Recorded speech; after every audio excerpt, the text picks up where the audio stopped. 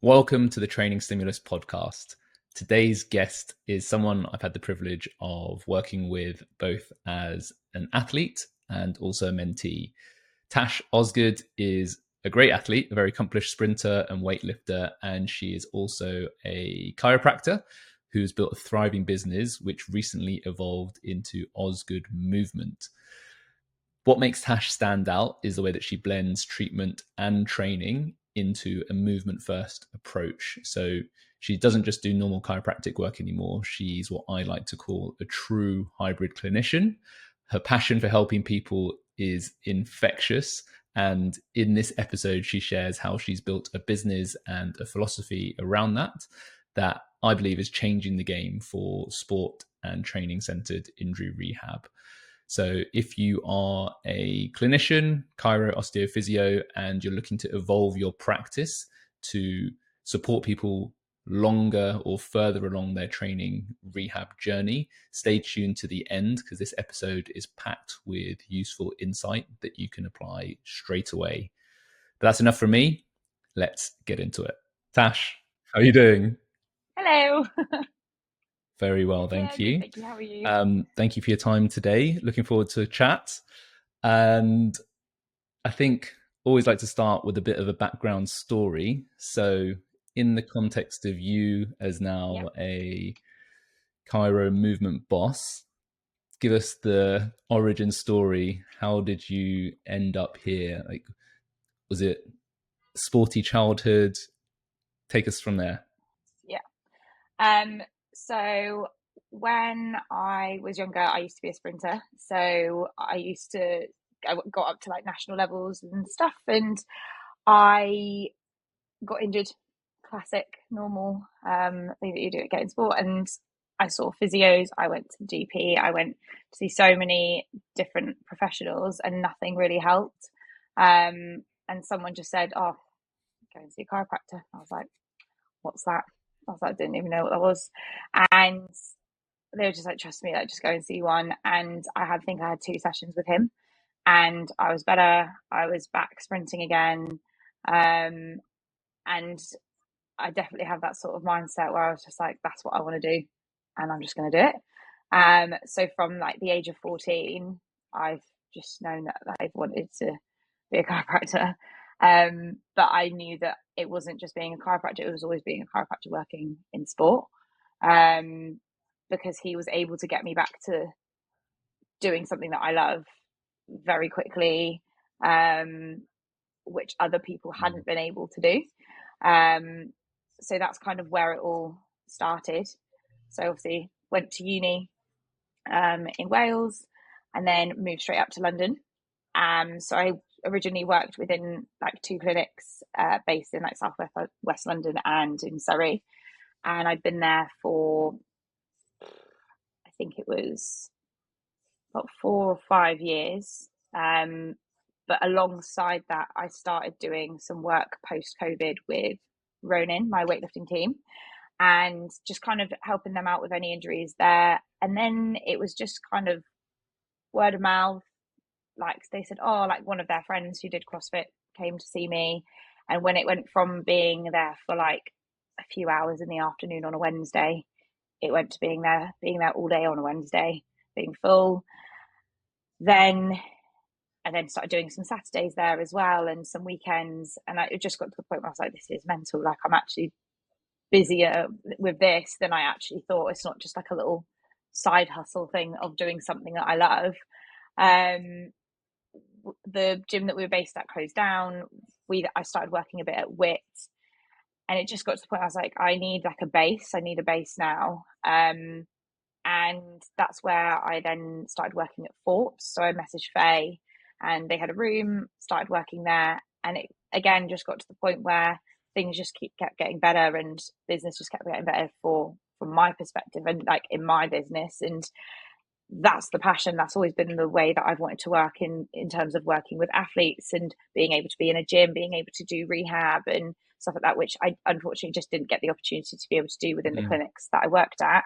And so I was like, right, maybe this is the time where I start trying to step back and start actually trying to push this. And then over the last 2 years, I've just kind of fizzled out the clinics, built up mine. And as of April, May this year, I've just been full time me, which has been amazing. I've absolutely loved it. And as this summer, I've created a team. So I've just brought on Beth and Bradley. So sports rehabilitationist and another chiropractor. And it's been amazing. Like, I've absolutely loved getting to this point. Like, the journey's been obviously stressful, but it's been so worth it. Love it. Yeah, Yeah, it's an that's kind amazing of my story. journey. And yeah, it's been great to see it unfold. I just want to rewind slightly to go through a few more of the intricacies and details that I'd be interested to hear more about. What was Yeah. it with that original sprinting injury? What was the injury? And what do you think it was about the chiro that worked or that resonated with you as an athlete? So my injury was God, I had some lower back pain and knee pain. And the knee pain was the worst thing, but there was just lingering lower back pain. And I think the difference was like the hands-on treatment that I got from him was just next to none. He just found out what was going on straight away. The assessment was a lot more thorough, and he had also he had been one of the lead therapists for Bristol Rugby and for England Rugby, and he'd done a lot of the Lions tours. So he had worked within the industry a lot, but whereas any of the other physios that I'd seen hadn't really had that sporting background at all. And I think from the fact that he had the understanding of sport, the way that I think that he probably, this is so long ago, I've not actually been asked this question before, but I think it's from how he went around assessing me and understanding the demands of what I needed was so different, and it made sure that what he was doing was going to get me back as quick as possible. Whereas unfortunately, I think you've obviously got incredible physios, osteos out there, but I think the one that I particularly saw just kind of, it was very generic, and I didn't need that at the time. Like, that wasn't what I needed. I needed something that was going to be really specific to help me get back to what I wanted to do. And I think that's when I went to see him. Maybe like if I had seen a physio who'd done exactly that, that's what I would have gone to do. But I think it was not just the fact that he was a chiropractor, it was the way that he went about explaining what was going on, why it was going on, his understanding of the sport, the understanding of the fact that I needed to get back to compete was what made me be like, do you know what, like, this is so cool. And the fact that he's been able to do that for me and I've had the benefit from that, I'm just like, yeah, this is exactly what I want to do. And that's why I went down the chiro route rather than Awesome. any I other think route. that's a really common story, and sort of from my own experience as well. The practitioners who tend to be best are the ones that have branched out slightly beyond the traditional methods or their singular fields. They have a broad appreciation for how things work and can sort of pull things from different Yeah. areas to give a more rounded or blended service. And yeah, you definitely can see that's true for you as well. So after that great experience with that Yeah. chiro, you went to uni and started studying chiropractic. And what was that journey like? I guess you're also progressing your own training. At what point did you start focusing on weightlifting? So while I was at uni, it's quite a full on course. So we ended up doing, like, the contact hours was like 30 hours a week plus. Then you've obviously got all your study time. So the first couple of years, it was very easy to like kind of train when you wanted. And one of my closest friends at uni introduced me to weightlifting, I think in second year. And I just picked it up quite well. I was like, oh, this is fun. And it then got to the point where we got by fourth year, I was like, we haven't got time to do weightlifting. Like, the sessions take too long. So we did CrossFit in the last year. So there was a CrossFit gym near uni that we went to, where you just turn up, someone tells you what to do for an hour, you come home. And then I moved up to London, joined a gym in Wimbledon. And then I just decided, I was like, I love it, but I loved weightlifting more. Like every time there was a class with weightlifting, I was like, that's kind of what I want to do more of. So one of the coaches at the gym started programming me for a bit, and then COVID hit, and then that's when I got introduced to Chris Speed. And so then I started working with him, and well, the rest is history. Like I literally I loved it. I think my life basically was lifting and work, really, because we didn't have a social life. So that's all I was able to do, which was great. And I think my progression, obviously, with weightlifting just shot up. And then obviously injuries came about and blah blah blah, and that's a whole other kettle of fish in terms of my journey in terms of weightlifting. But that's kind of how I got into weightlifting and CrossFit, and that's how I've got like into the whole community. And I just I love it. Like I absolutely love it, and I still do train with weightlifting now. I'm doing a bit of like CrossFit, a bit of high rocks, a bit of running. But yeah, that's kind of how I got into this sort of industry. Awesome. I think having a strong sporting background or passion makes for the best practitioners as well for active populations at least. And I think having the sprinting background, you're predisposed to be good at weightlifting. Like how was that experience for you? Because obviously you'd spent a lot of time working on your explosive power for sprinting. So did it just come really easily and naturally to you when you picked up the barbell? Yeah, it did. And that's why I loved it so much. And but also at the same time, I did pick it up very quickly. But if I'd much rather do like a power clean or a power snatch than a squat clean or squat snatch, because I have that ingrained in me. I'm just quite, I guess, I'm just quite a powerful person. Like fast twitch fibers are definitely my thing. But I would normally, I don't know, even if you give me a complex of do a power snatch and then a full, I'd probably get the power, but I might not get the full. It's just ridiculous. But I definitely picked it up quite quickly, and I think that's why I ended up loving it so much. Naturally, as you would, I think, as anyone would, if you start picking up something really quickly, you love it because you're like, oh, I'm quite good at this. This is cool. But if you're not good at it, it gets frustrating.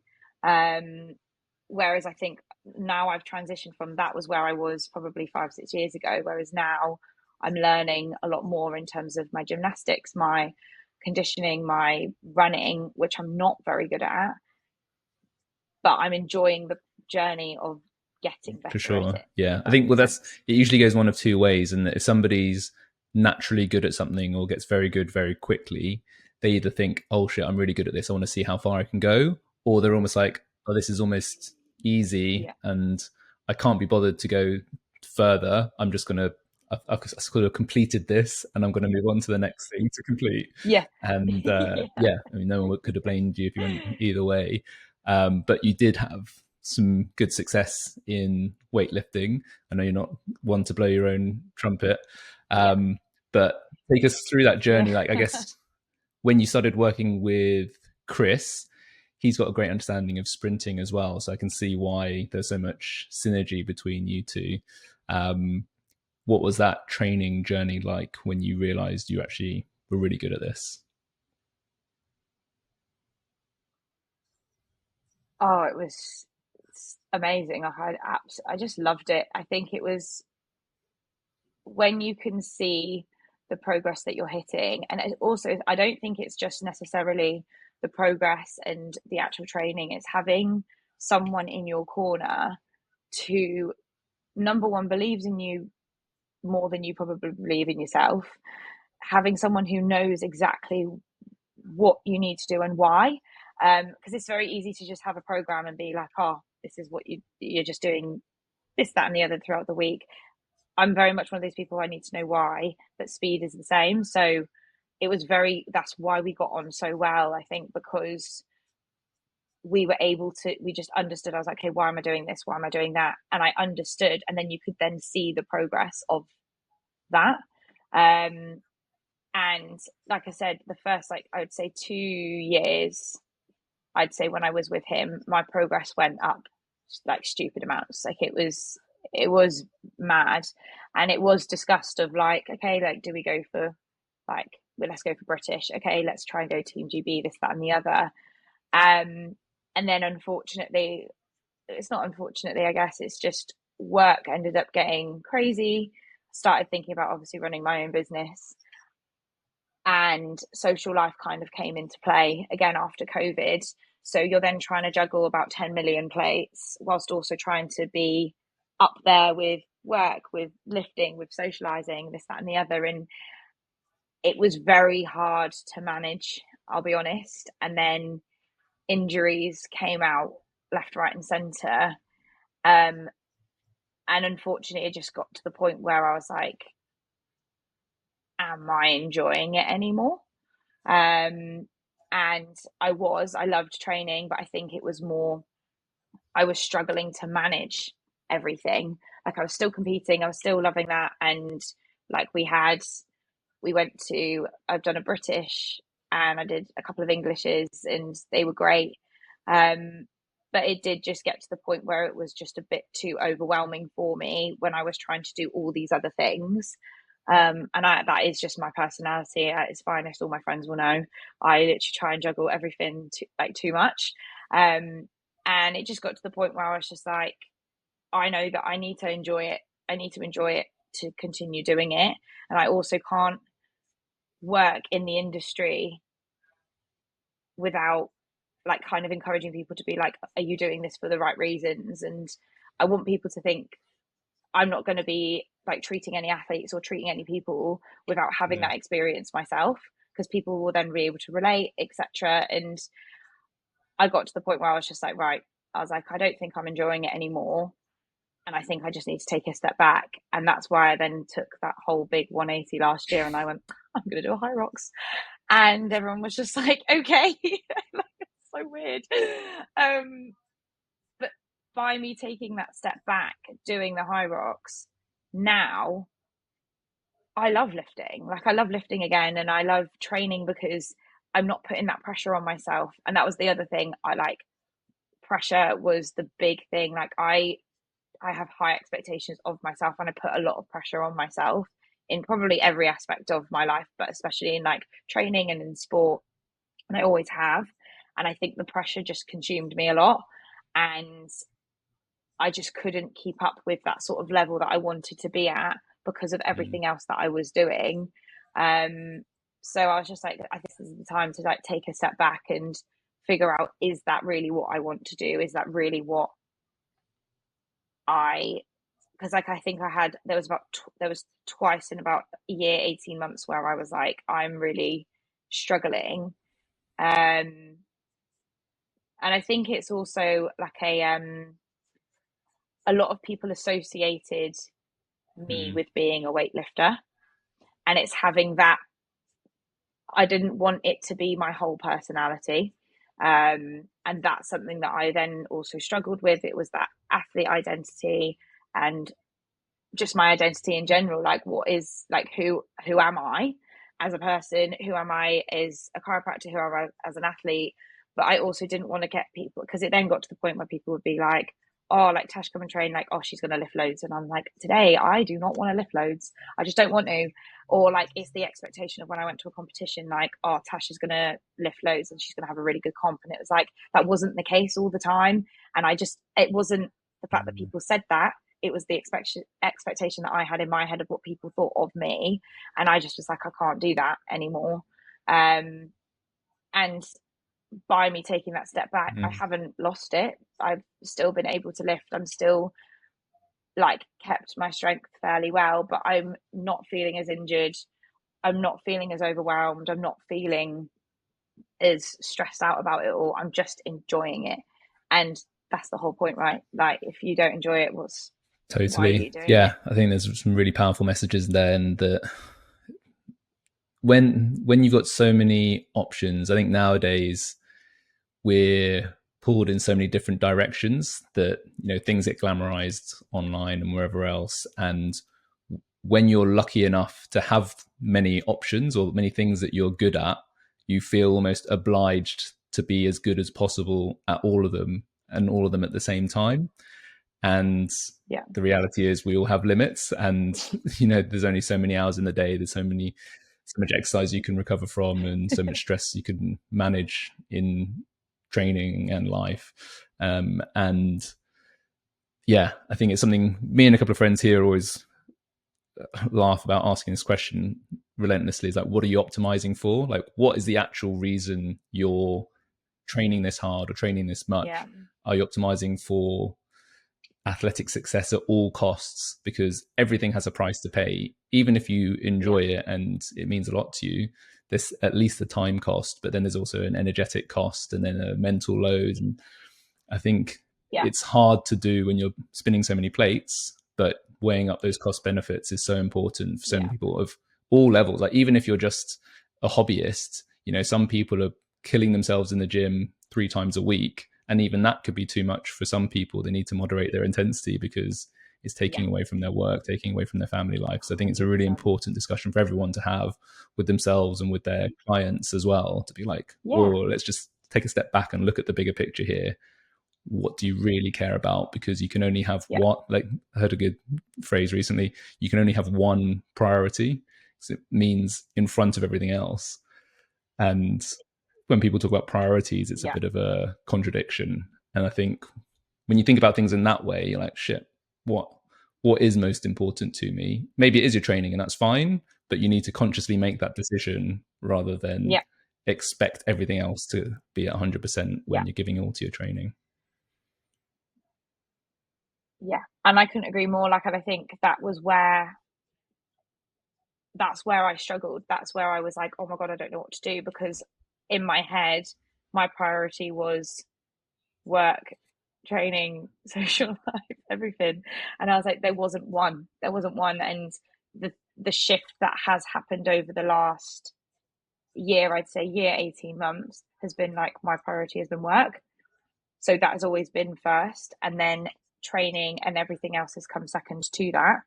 So then everything else, it's actually just made things feel a little more smoother, or I don't feel overwhelmed if I don't feel stressed if I haven't trained, because I was like, well, that's not my priority at the moment. Work's my priority. The amount of times because I normally train at lunchtime, and the amount of times I've just been like, I'm not going to train today because I need to do my work. Like, that's okay. I was like, instead, at the end of the day, like, I'll cycle home or I'll go for a run when I get back home, like, if I have time. But at the moment, my work's my priority. And that's where I then have felt better in terms of every other aspect of my life, because I've made sure I've prioritized the thing that I wanted to prioritize. And because that's been done, everything else can then fall in place after that. And it's hard to have that sort of conversation, especially I think, with like your social life and your training, if you're prioritizing something else. Like, again, a lot of people, which we'll probably divulge into, but like a lot of people who come in with injuries, and that is a massive thing that I talk about in their initial consultation, is like, what's their life like at the moment? Like, hours at work, what's their stress like, what's their diet like, social life, like, do they have good work-life balance? Because they all have an impact. And someone can come in and be like, I'm injured all the time, I'm training, I'm doing all the right things, blah, blah, blah. And I'm okay, but what about these? That's the things that can then influence their training. Like, if we're going to talk about you wanting to prioritize your training, then you need to understand that work is going to have to take a backseat, social life is going to have to take a backseat, but training's just not the priority. The priority is also your sleep, your water, your diet, your mind, like looking after your mindset. Like, there's so many things that it's not just your training, that turning up to the gym is not enough for you to be able to make sure that you can perform the best you can. You need to also make sure you're doing everything else to look after yourself, as well as injury prevention, in terms of making sure your body feels like the best it can, your mind feels the best it can. And that's what I think people forget. Yeah, and that's being a true professional, right? When you take things actually seriously and look at it as a full lifestyle project rather than just the hours in the gym. And I think the higher you go, the more important it is to tick those boxes outside of the gym as well, which I think not a lot of people appreciate. And yeah, lots of easy wins there for a lot of people.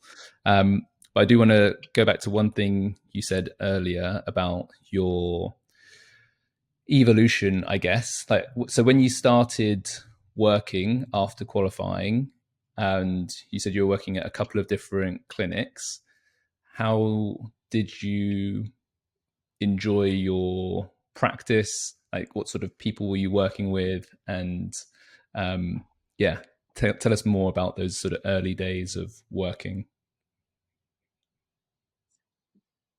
So I started working within two clinics. One of them was working with a chiropractor I've always wanted to work with. He's quite well known in the chiropractic industry, so Nick Metcalf, very well known sports chiropractor, and I really wanted to work with someone like that to basically just get me introduced into the sporting chiropractic world. Within the clinics, generally you would mostly have like your gen pop sort of people, and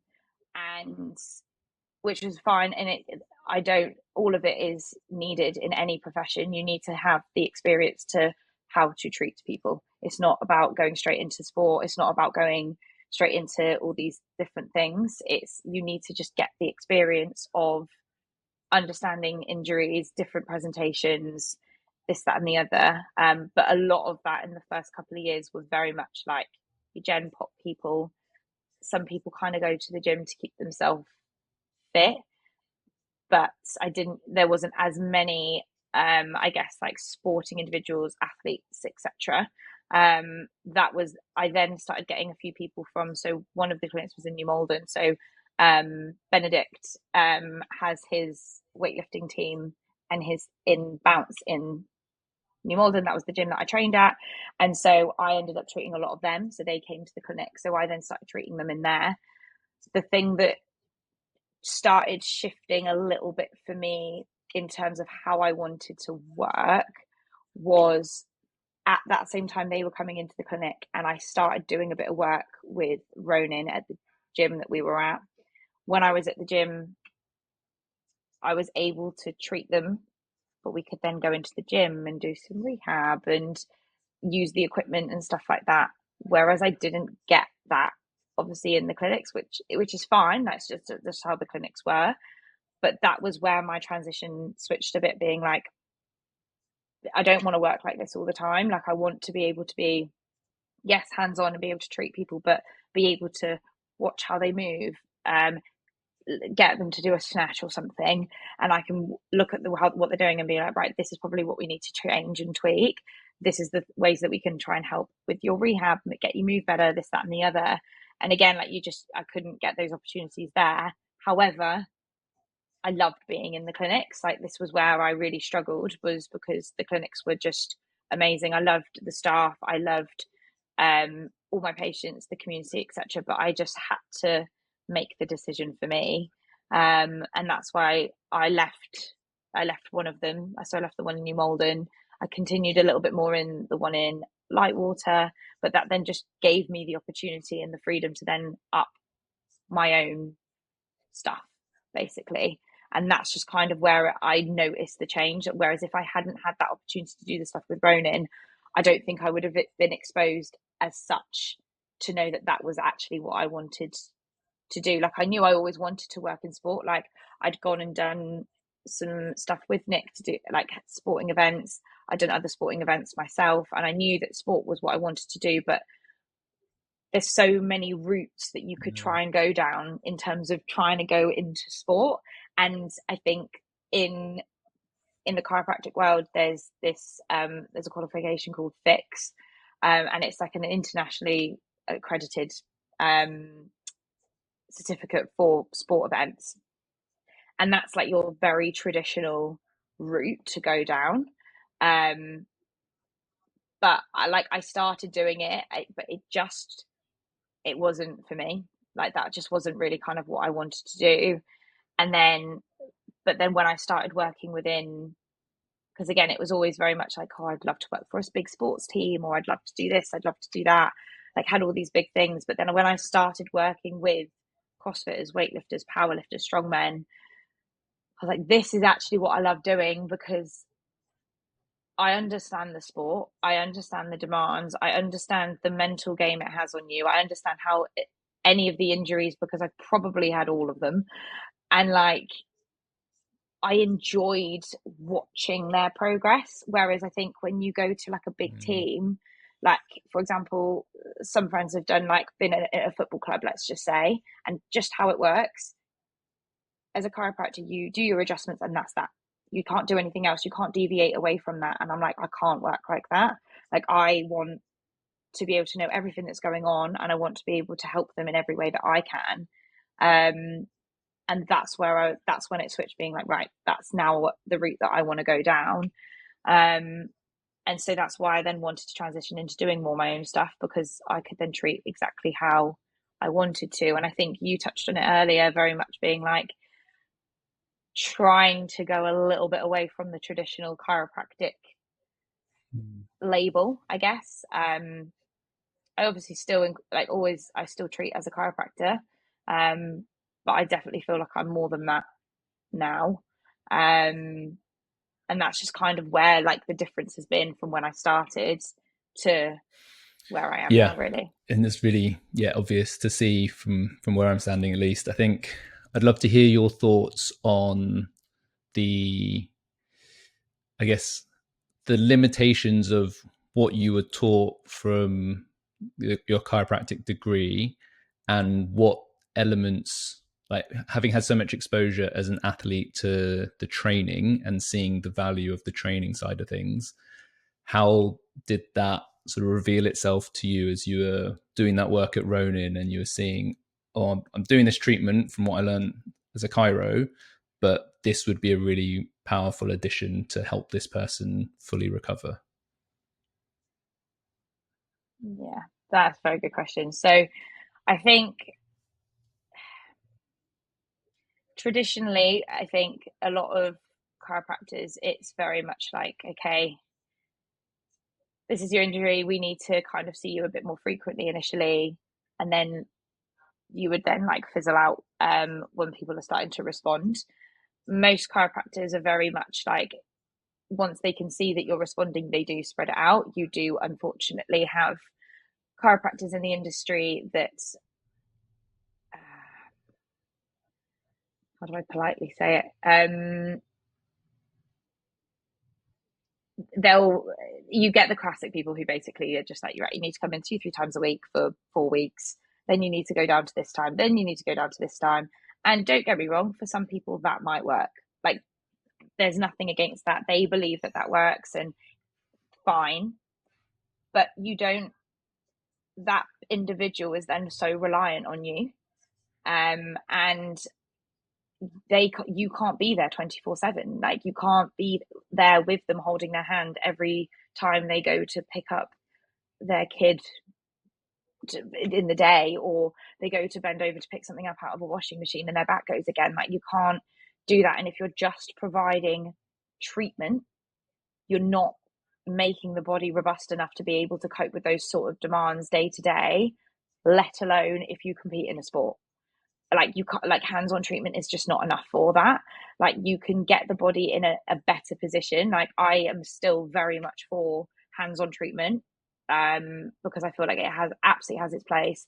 It absolutely has its benefits in terms of recovery, getting the body moving better. Especially as chiropractors, we have such a high focus in terms of how the nervous system can affect the body, and if something's not firing up properly, there's got to be a reason why. Like the body is the most complex and most interesting thing ever, and the hands-on stuff has definitely got its place always. But as soon as I started working at Ronin and started getting people moving better and getting them doing their rehab, I was like, this is what's going to be more sustainable for someone. And seeing someone every week, yeah, you can help calm down inflammation and stuff, but also rehab can do the same.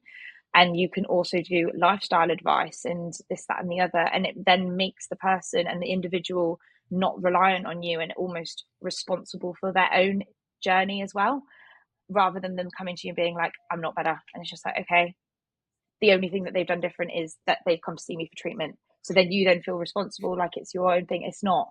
There's every person's different. Everyone will respond differently. So if you treated everyone exactly the same, if everyone who had a shoulder injury had the exact same sort of treatment, not one of them would have the same sort of response in terms of treatment, which is why I then was like, I want to go down more the rehab, movement, and improving how they move and their mechanics route, because that then can make it more specific and individual to that patient.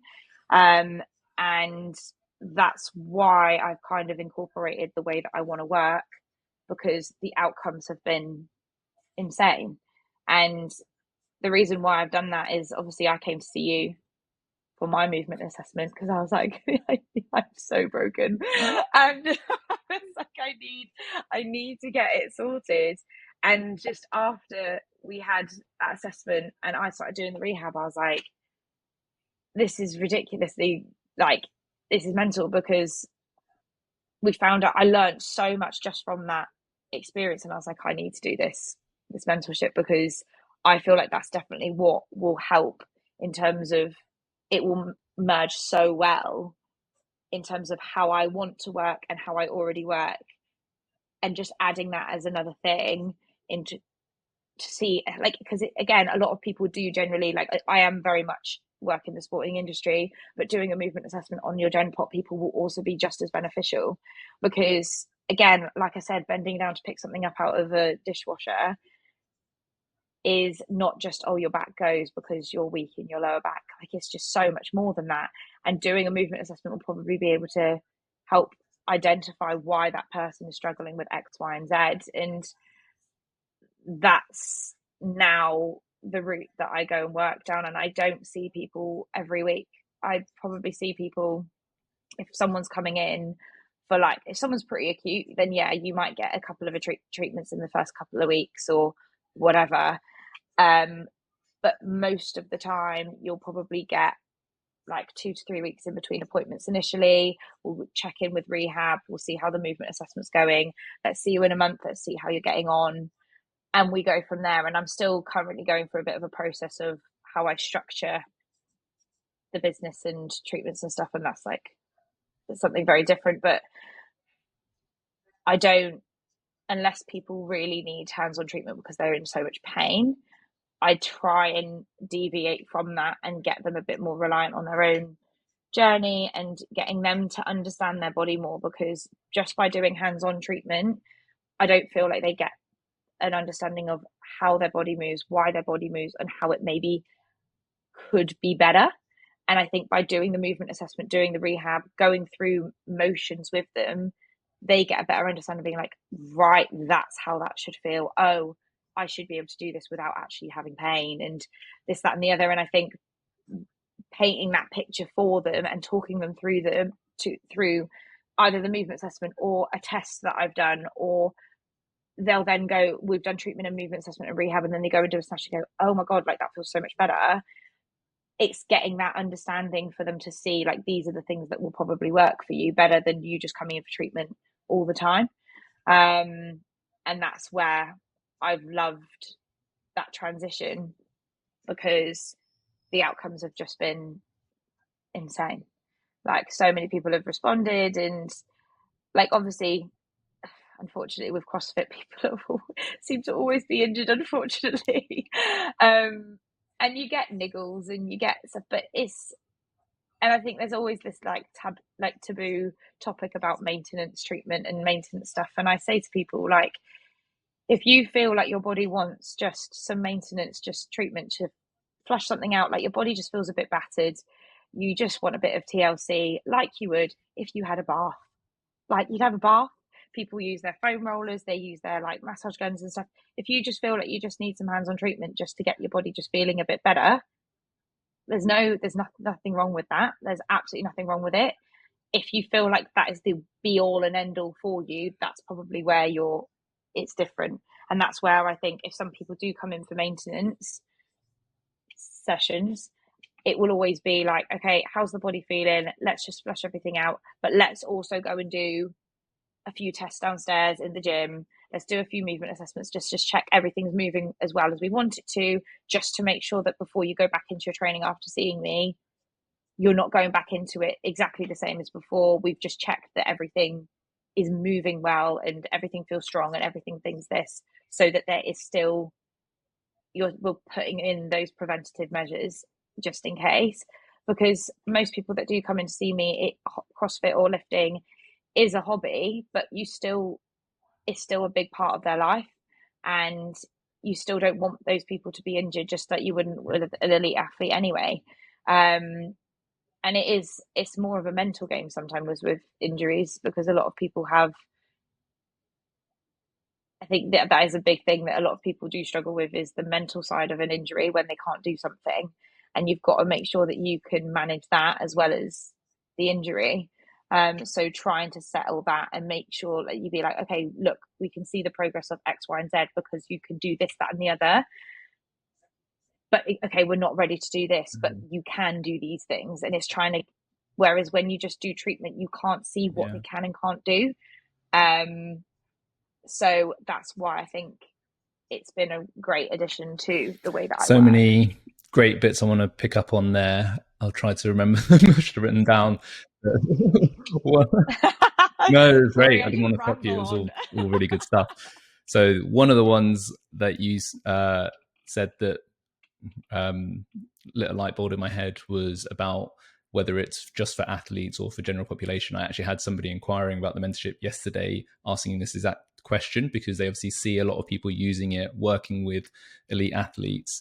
And you put it really well there, in that the same principles apply to anybody, whether they're going for the CrossFit Games or they're wanting to pick up their newborn baby, or they're an OAP wanting to do the laundry without worrying about doing their back in.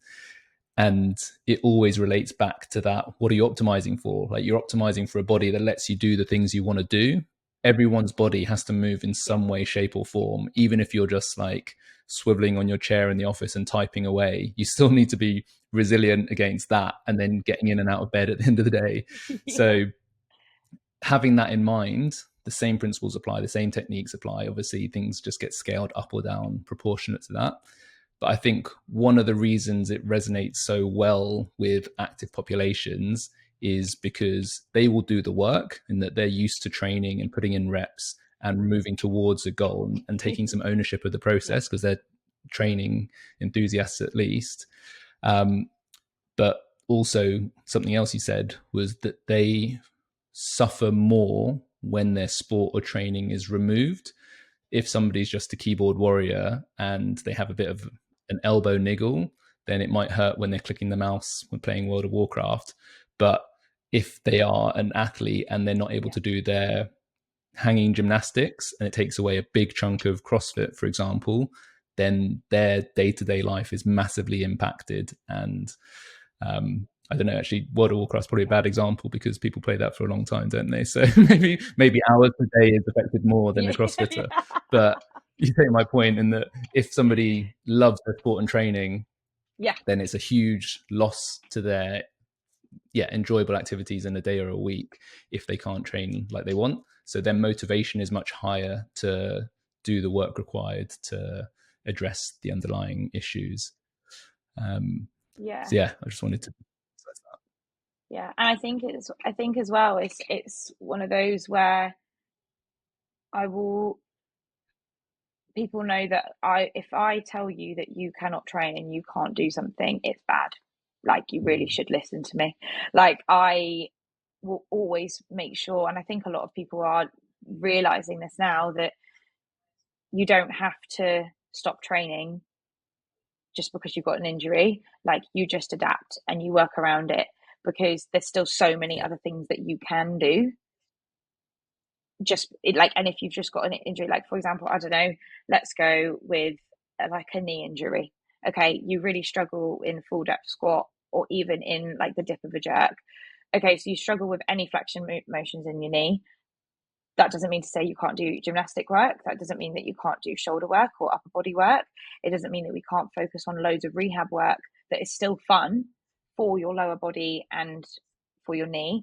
It doesn't mean to say that you can't do non-weight bearing stuff for your lower body, your knee, your hips, or anything like that.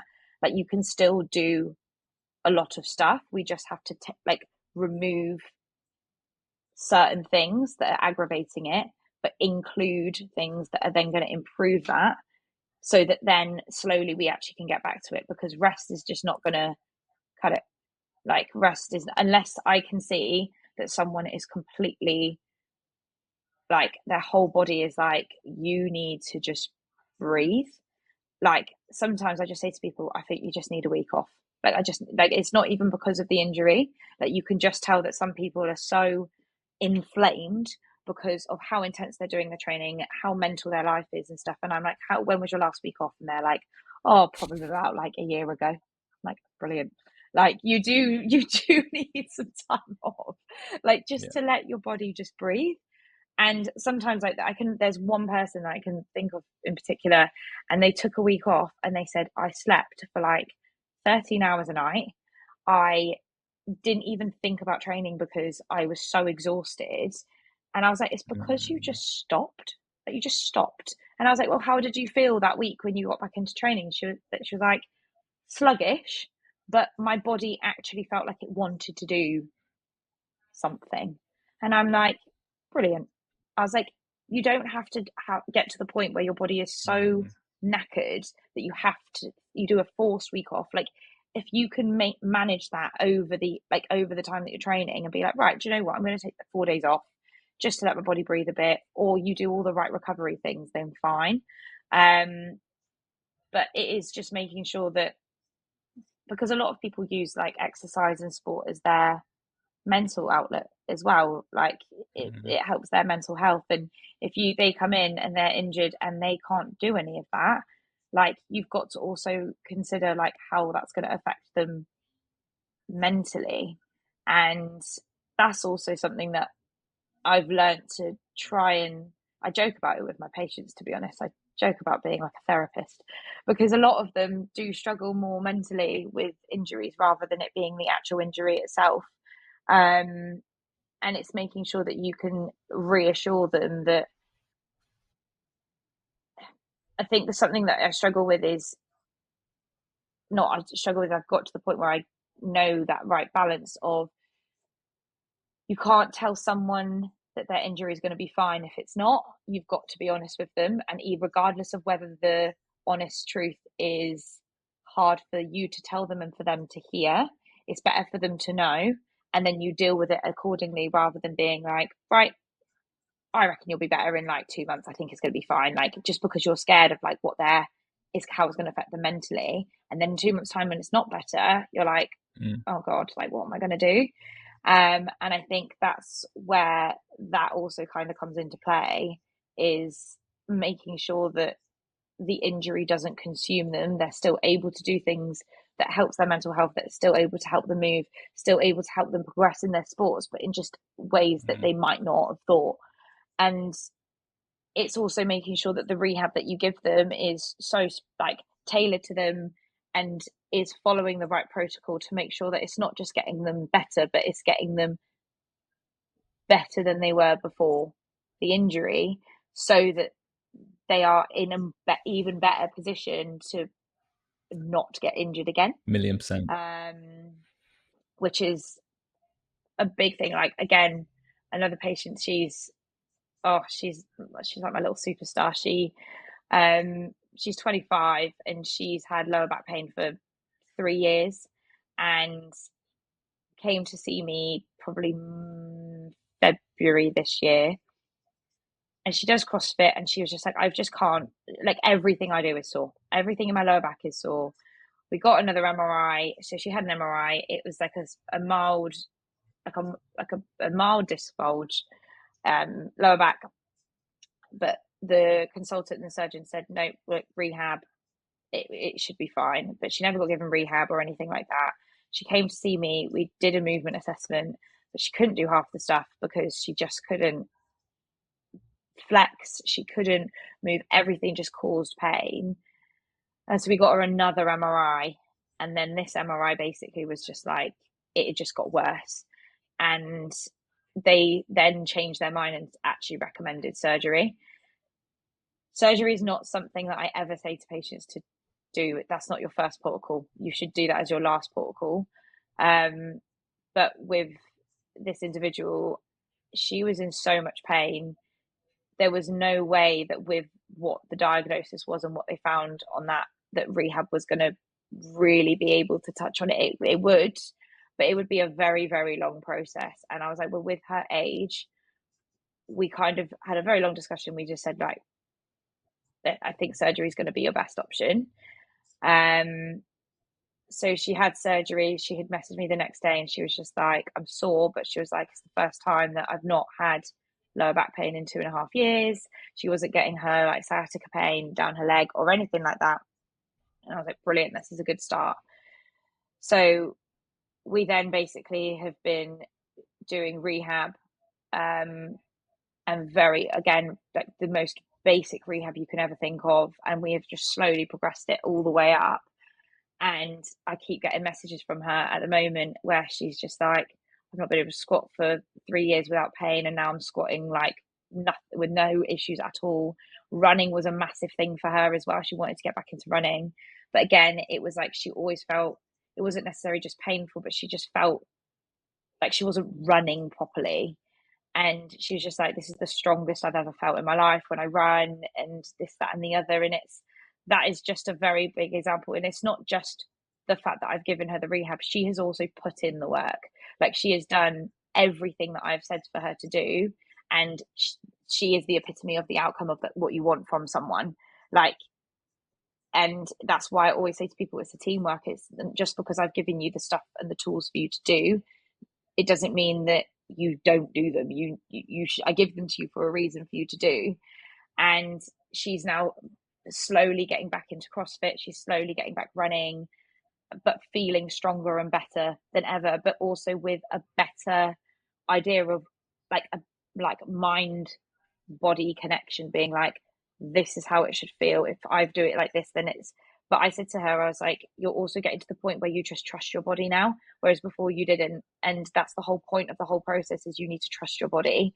And if you don't trust it, that's when it will still be sore, even if you're actually not too bad. Like, even if the injury is actually not, I don't know, it's not, your tendon's not inflamed as much, or everything's actually moving better, because you don't trust it, it's going to then potentially come back and be like, oh no, we're still an issue. It's like a warning sign. But you need to get to the point where you can, and when you can, you don't have any issues. So it's just kind of going through the motions. Again, so many gems in there. And one bit I want to double down on is the mental side of things. And one of the things I think that's so important for the active population is to focus on the things they can do, like you were saying earlier, and still frame it as training. And you know this already, but this is one of the reasons why I called the business the training stimulus rather than the rehab stimulus, because even having that framing keeps people in a positive mindset of, I am working towards something, rather than if they're constantly thinking, oh, rehab, it's a chore I don't really want to do, and it's because I'm injured. That in itself perpetuates a bit of a negative mindset. So I still use the term rehab so people know what I'm talking about, but keeping the emphasis on what you can do, the positive side of training, and the fact that you are progressing towards a better position than you were pre-injury, I think is a really, really powerful message to push on people to say, look, yeah, I understand this is a situation you don't want to be in right now, but we are going to do this properly. I'm going to take you on the full journey to actually get you better than you were before, because we are training. We're not just trying to fix a problem. We're trying to completely remove it and get you in a situation where it's not going to happen again. And like you said, you can fully trust your body, which is what everyone really wants. You know, people just want to do the sport and training that they love without thinking about too much more. And to do that, you need to be fit, strong, and move well. Fit and strong is the easier side of things. Moving well is the bit that has a little bit more complexity to it. But this is why we do what we do, right? So I love that. Yeah, 100%. And when you saying that, like, I just thought of when I used to treat quite a lot of patients in my original clinics, a lot of them didn't train. A lot of them didn't go to the gym or anything like that. And they're the people that ended up coming back to me, they'd be like, oh, like, we'll have a couple of sessions. Okay, you fixed my lower back pain. Brilliant. And then it would be like they'd come back 3 months later and it would happen again. And I'm like, okay, do you do any strength training? Do you do anything? And I'd give them rehab, but you just know in the back of your mind, you're just like, they're not going to do it. But at least I've given them the tools. And that was the massive difference, is when they were kind of linked to what I said earlier, when they are reliant on you to just fix them, those are the times that it just comes back, because they're not doing anything in that whole time period in between when I've last seen them to actually make sure that their body feels robust enough to cope with the demands of what they're asking it to do. And like, if you're not strengthening your body, it's not surprising that things can get injured or flared up or whatever, because you're not putting it in a position where it can cope with the demands of that you're asking like for. One of the things I always say is this rehab, movement mechanics training, any of it doesn't work unless you do. So unless you put in effort on your side, you're not going to get any lasting results. We can give you short-term symptom relief, but that cycle is going to repeat unless you do the requisite work to actually address the root cause. And it's so important to give that little bit of education to people, even if they are that gen pop. You can say, look, I can keep taking your money and keep, resetting the clock every few months when this reoccurs. But if you want this to actually get fixed, you have to put a bit of effort in your side, because that's just the reality of the situation. Yeah, it's so true. It is so true. And I think that's sometimes been difficult to try and get people to understand that just because you're coming to see me, it's not necessarily me fixing you. It's a teamwork where I'm the professional, where I can tell you, this is what's going on, this is what I can see, this is the things that you need to do. But it's all well and good me saying that, but if you don't put it into practice, then like, no one's going to do your rehab for you. Like, you need to make sure you do it. And like, that has been, you can tell as well when people have come in, and I can tell when they've done their rehab and I can tell when they haven't. And there's some people, like, I just sit there and just like, I'm not doing this just because I think, oh, that'll be fun for you to do.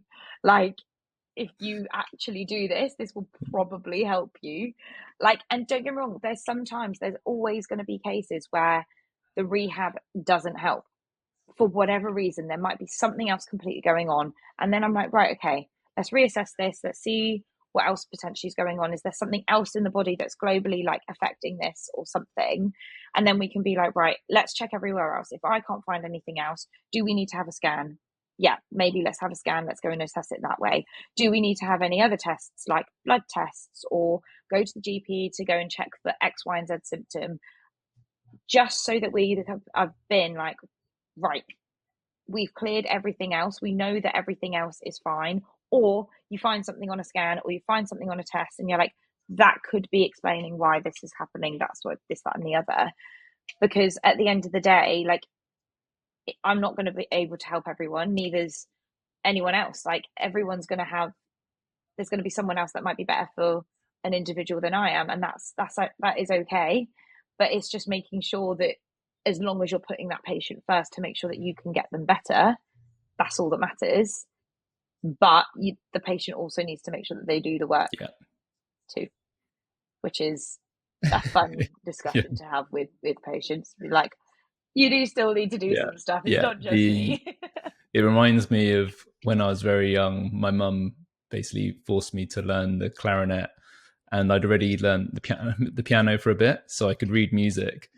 And at the start, I could blag it because I could read music and we're just doing the basics. So I wouldn't practice and I could get away with it. But then there's a thing when you play woodwind where it's the upper register, and it basically just makes things more complicated and more difficult.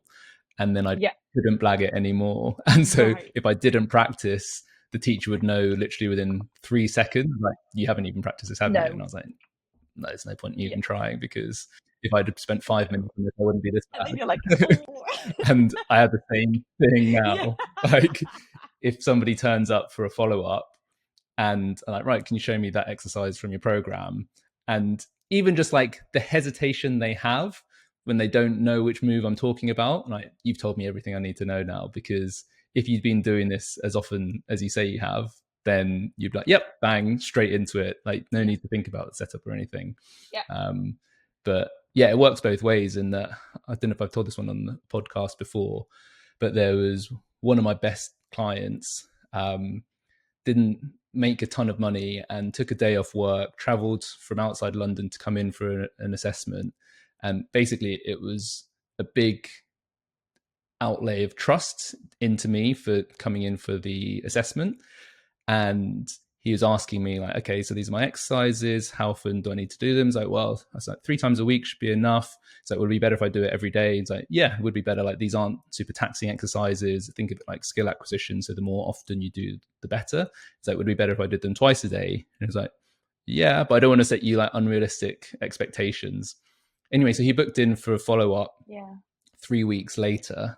And I would normally let people wait a little bit longer, but he came in, and in the first assessment, this guy had some of the worst balance I'd ever seen. Like, he couldn't keep his foot flat on the ground. He was almost falling over, throwing his arms all over the place. And then in the follow-up, he was like a ballerina. He had so much poise, so like graceful and balanced. And I was literally like double taking, looking at my notes. And then I had to actually pull up the old video to check like I wasn't confusing him with somebody else. And I was like, you're so much better. What have you been doing? He's like, yeah, I've just been doing it 3 times a day. I was doing it morning and evening, but then I was like, I might as well do it at lunch as well. And so, he did, in 3 weeks, he probably did 60 sessions, which most people, 60 sessions, if they do, that's light years ahead of what most people would be doing with a normal frequency. But because he just was like, I'm not wasting this money, I'm going to give it everything I can. He just got phenomenal results. And so I like to tell that story to clients to basically say, you get out what you put in, basically. So I'm not just saying it. If you really want it, then you can put more time and effort in. I understand life has constraints and not everyone has all the time in the world to do silly lunges, but the more you do, the more you'll benefit to an extent, depending on the specific ones. I'm not saying the high CNS one. That's mental. 3 times a day. But it is so true.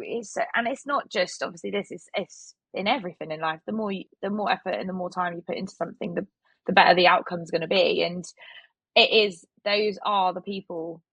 Like, I give patients high fives all the time, because I can tell when people have done their homework and they'll do their exercise, and I'm like, literally, that is so much better.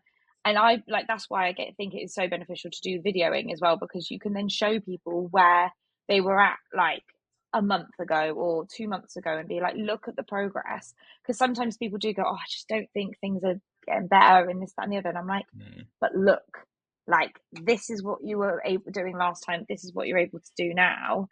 And that's because you've put the effort in. And there are some people that can tell. They'll come in and be like, I know my progress hasn't been as good this time because I've not been able to do the exercises. And like, it's like, okay, like, well, there we go. Like, if you've not been able to do the exercises, fine. Like, today's session, what we'll do is we'll go through them again. We'll make sure that you're still happy with them. If we do need to progress them or we do need to change them, we can do that. But you know now that if you don't do them, the progress won't be as quick. And that's it. And again, kind of linked to the priorities thing that we said earlier, like, if this is a priority to you, you'll make it a 100%. Priority.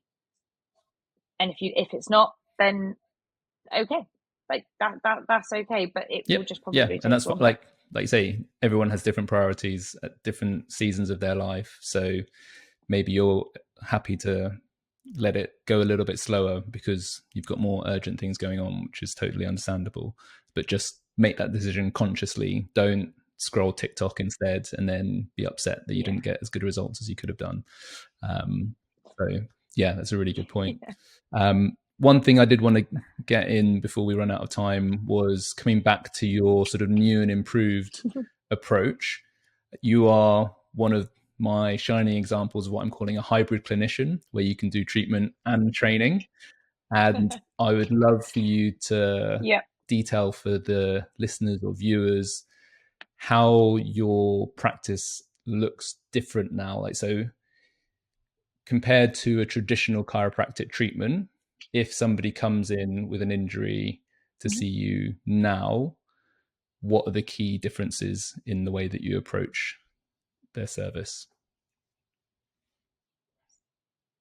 Yeah. So you obviously would normally, you still have your history taking at the beginning of the appointment, but I always get people to fill in a form before, and always just request that they put as much detail in as possible, asking for everything. And some people don't see some of these points as important, but they are. So it's just generally like, what's the injury, when did it happen, etc. But then you've got previous injury history, how that could have influenced it. Did they have rehab? Did they ever get it fixed, sorted, seen by someone else? Have they ever had any operations or surgeries? Like, there's some people that come in and go, oh, no, no, no, I'm fine. And they like take their top off for me to do a shoulder assessment, and there's like a massive scar. And I'm just like, well, you just said you had no injuries and no surgeries. But it's so important to know if they've had that, even if they don't think it's related to where the injury is, that can influence how they move the rest of their body, and why that might have influenced their hip or something like that. And I divulge quite a lot into, like, again, like we said earlier, like lifestyle, etc., previous sports that they've done. So that's a massive one. Especially at the moment, if I'm treating a lot of CrossFitters and weightlifters, let's say, and I've had, like, recently I've had quite a few ex-rowers in. So that has a lot of different muscle imbalances from that sport. And you then go from that into CrossFit, where you're up and down, forward and back, and that's it. And then they go, my shoulder hurts. And it's like, okay. So we've gone from a rotational sport, but more probably one-sided if they're more sweep. And you've got one lat and one quad that's probably bigger than the other side, or they've done a lot more, they rotate better one way. So how are we gonna, like, that's, which is going to obviously influence. So I'm already starting to paint a picture of what I think is going on.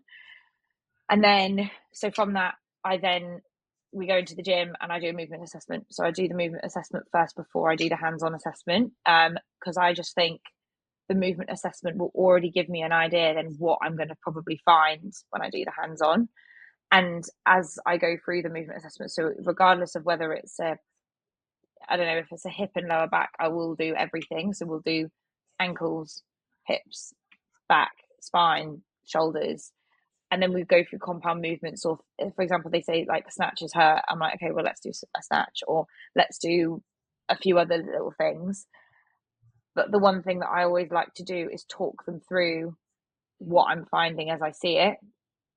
Or even maybe like at the end of if I've done the hip, I'll be like, this is what we found, and this could be why X, Y, and Z. But I'll also make sure I link it back to what we found in the history, because they'll be like, right, so I had let's say they had an ankle sprain 3 years ago, and there was no rehab, no nothing, and they've been getting like hip pain, and we've done their ankle assessment, and that right ankle is so much more unstable than the left. And it's like, so the one things that you have said to me is the fact that you sprained your ankle 3 years ago with no rehab, and you say it's fine, but realistically, actually, it's so much less stable, and the proprioception that you have in that foot is so different to the left. Because of the difference, there's going to be an imbalance somewhere that's going to probably cause you to have this hip pain.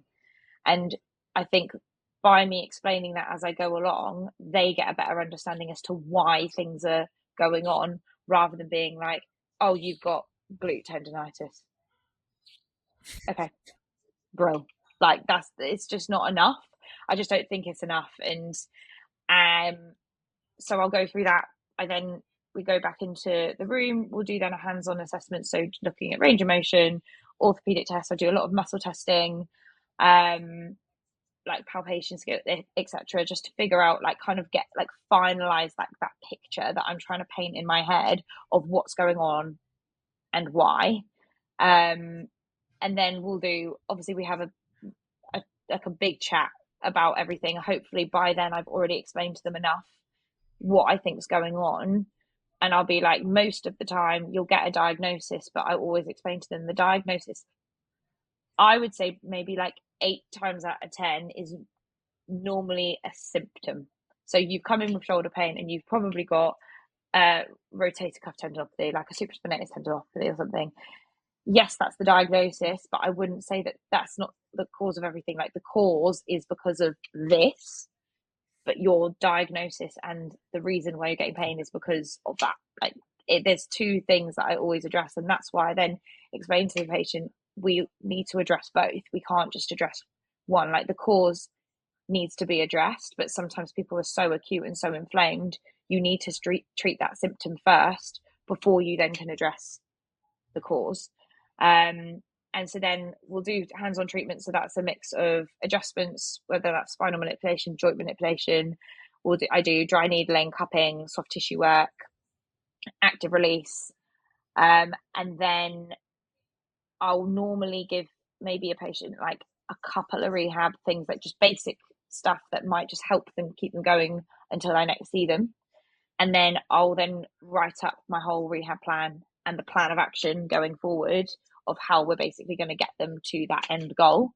That's another thing that I do actually is goal setting. So it's not just being like, I want to be pain free when I snatch, because that's not a goal. Like obviously everyone wants to be pain free when they snatch. Like what is it you want to achieve, and like what is it that you want to do beyond that, and is there a number you want to hit? Is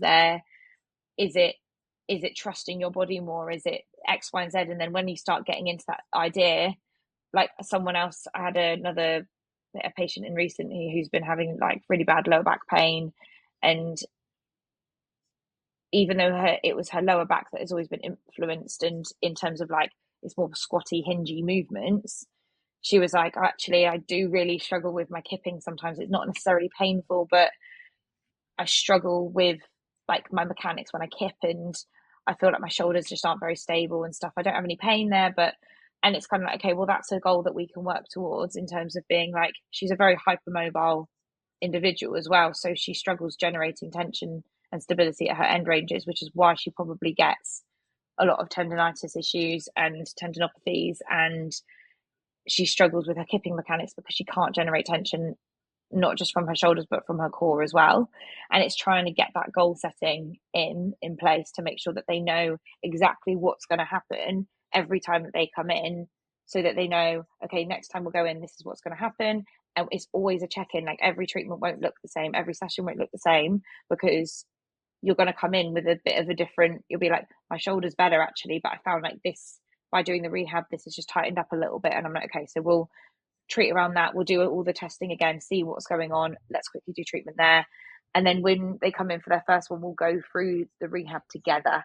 So I like this approach because we get to go through it together, we tweak it together, they get to do the movements with me there, rather than them doing them themselves, having it wrong for 3 weeks, and then coming in being like, I didn't even feel it in my glute, all I did was feel it in my quad, and this really hurt this, that, and the other. So going through it together and me videoing them do it with me giving them the cues has been like the best route I have found to be able to prescribe them the rehab with their like form that I give them with the summary of their exercises and stuff.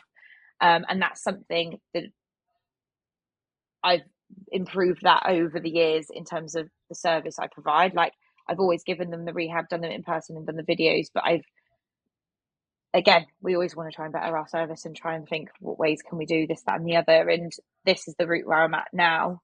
And will then every time someone comes in, you'll either have a 30-minute or a 60-minute appointment, whether we think that if you just need a bit of a flush out and you just need a bit more time on this rehab just to get your body used to it a little bit more. So because everyone's response to rehab is different. Like some people will have rehab for a week and they go, I feel a million times better, I feel like I can progress it already. Bro, okay, let's see where you're at, let's do some tests. Okay, yeah, I agree, let's do it. Some people might take double the time with some rehab, if we're painting everyone with the same brush in terms of that they're doing the rehab at the right the right frequency, they're doing all their rehab and doing their homework, but it's very different. So no appointment will ever look the same. And so there's sometimes I'll be like, right, today I think we just need to do some treatment because your body just clearly needs treatment. But then there's sometimes people come in and I'm like, we're literally going to do a bit of treatment and then we're just going to go into the gym and we're going to do some rehab stuff. We're going to do some movement stuff. Let's go bring your grips down. Let's go do some stuff on the rig. Let's go and do some snatches. Let's just see how it is. And we can then go from there. So yeah, that's kind Amazing. of how I giving away all the secrets. Really? We've got a couple more I know. podcasts planned, and think that's a great teaser trailer for all the detail we're going to go into. But yeah, I mean, there's so much value there to unpack that we will do in future episodes. But one thing that I want to double down and re-emphasize again for the clinicians or any rehab professional who prescribes exercises, filming the exercises of the client is a game changer for the effectiveness of your exercise prescriptions. I think something that always used to piss me off when I was going through my frustrating injury rehab journey was getting a PDF printout of generic rehab exercises per body part. So if you've got an injured shoulder, these are the stretches and strengthening exercises that you should do, which I would then go and do and nothing would really change. Giving a generic video is one level better than that in terms of the ability to execute the exercise will be better. But again, it's generic. And when you get deep into movement, one of the things that you realize is the power of a subtle tweak. Literally, it could be one cue. It could be when you're doing a kickstand hinge, moving the supporting foot, 5 centimeters in, 5 centimeters to the side. It could be getting to think about pressure in the foot, pressure in the hand, all these tiny, tiny details, which are person specific. So you could have 10 people who are doing the same exercise that looks pretty much the same, but the stimulus on their body can be vastly different. So by you doing it with them, filming them, so they can see what a good rep looks like, but also narrating over the top the key cues for them as an individual to focus on. You might prescribe the same exercise to all of your clients, but no two instances of that exercise will be exactly the same. So it's well worth the 10, 20 seconds it takes you to film it and then send it over to them to ensure their execution is that much better. And they know that they're focusing on the right thing, rather than just watching somebody else doing, Marcus Philly doing something on functional bodybuilding and then just getting distracted by his rig. That's not helping anybody. So, it's very, very worthwhile putting that effort in if you are prescribing exercises to people. And the other thing that I wanted to pull out from what you said there was just how clearly you are doing the training side of things. So much of what you said there is what a good trainer would do. And even coaching, the goal setting side of things is beyond the realms of a standard clinician or practitioner. And this is where so much of the value you offer comes from, in that you are actually supporting them on their long-term journey towards where they want to go, rather than just getting them out of where they don't want to be. And I think that is something that most clinicians probably want, but don't realize that that's available to them. So yeah, I just want to sort of applaud you for that, and say how awesome it is to see you doing it. And is there any other sort of general advice you'd give to somebody? I'm sure there's people who are early in their clinician careers, whether they're a chiro, osteo, physio, or maybe they're further along but feel like they're getting a bit stale with the techniques that they have. Any advice you would give to them on how to move forwards? I definitely think for anyone who is definitely, again, if you're just feeling, it doesn't have to be the movement assessment stuff, it doesn't have to be rehab, but I always say to people, people always think about CPD and improving skills and stuff. There's a reason people say to do that, and you should always want to better yourself as a clinician, whether you are a chiropractor, physio, osteo, because there's always new stuff out there. Like, and if you kind of only stick with state, if I honestly, the chiropractor I am now in comparison to who I was 6 years ago when I graduated is a completely different person. Like, my beliefs and how I thought chiropractic was like then is completely different to how I see it now. And if you're feeling stagnant in something, find, you're not going to know straight away whether it's the movement assessment stuff or rehab or whatever it is, but go and experience. Like, you're never too far into your career to go and shadow other people as well. Like, I had a friend from uni came and shadowed me the other week, because he was like, I think he's one of the guys on your mentorship, but he was just like, I really wanted to figure out how I could incorporate this into my work and how I can do it at the clinic, because he's at a clinic without a gym. And we had discussions about that, about how you can go about things, but I think we'll probably talk about that another time. But if you're genuinely wanting to better yourself in terms of getting patients, not, it doesn't necessarily mean that they're getting better quicker, but you get longer lasting results from your patients. You need to remember that every single person moves day to day, and they need to use their joints and their muscles day to day. If you're not giving them any strengthening stuff or any rehab or anything that helps improve how they move, then that, in my opinion, is not enough to help them. So if you can find, I'd always recommend the training stimulus. Always, I would, because it's completely changed my mindset and my approach to how I work. But not only that, like, it has given me the results as well. But that incorporated with things that I've learned from my sporting background and being exposed to coaches and PTs and trainers, like, I have exposed myself to all of these opportunities, and I've picked things from it to make me the person and the chiropractor that I am. If you're not doing those sorts of things, then you're not going to better yourself. So trying to learn off people, like, you're never too old to learn either. So, like, my inbox is always open. I know yours is always open. Like, if people ever want to ask about how to go down the route that I've gone down or you've gone down, or any advice, like, please just ask, because these sorts of skills are game changing and life changing for people. So if you could upskill yourself to be able to do those things, then that would be amazing. That's brilliant. Thank you so much. And yeah, appreciate the kind words. I think the best advertising I have is the success of my mentees, and you're a big part of that. So thank you as well for being great representation for us.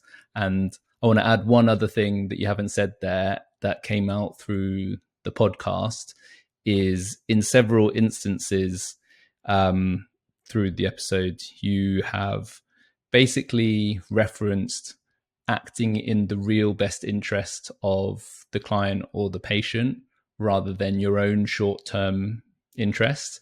And I think that's a huge reason why you've been so successful. Even just when you're talking about it at the start, how you don't like the traditional chiro upsell model of like high frequency appointments, keeping somebody engaged for as long as possible to essentially extract as much money as possible.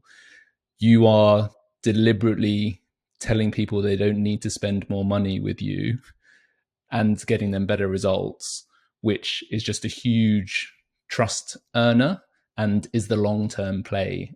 You know, people, when you tell people you don't need to see them as much as other practitioners, they're immediately going to be like, okay, what, like, this is weird that she's basically discouraging me from giving her more money.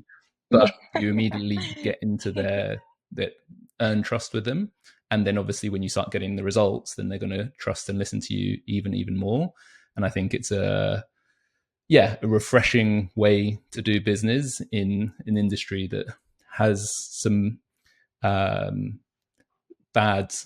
smells of bad reputation for some people in some parts of it.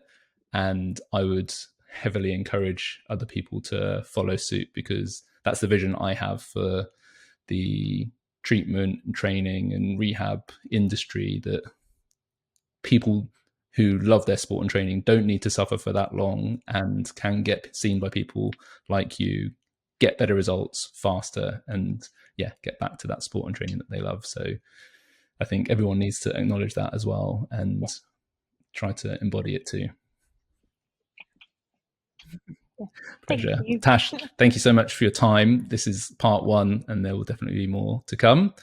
But where can people find out more about you if they want to get a session? Where do they go? So my Instagram for work is Osgood Movement. If you want to ping an email, it would just be tash@osgoodmovement.com, or my website is Osgood Movement. Perfect. OSGOOD. Yes. Some people put a Z and they're like, oh gosh, I died. I couldn't find you. I was like, it's an S. Thank you so much for your time, and we'll speak to you soon. Cheers, no, thank you so much. Please speak to you soon. Bye. I hope you guys enjoyed that as much as I did. There are so many gems in there that will help level up your service, and I'll definitely be getting Tash back on for more episodes in future. If you're interested in pursuing a similar career path to Tash and want to become a go-to hybrid clinician, then the Training Stimulus Mentorship could be for you. Check out the details on our website in the description below and submit an application if it sounds like it could be a good fit. As always, we'd love any comments or questions below to make an offering to the algorithm gods and help get the message out there to more people. But that is it for now. Catch you next week.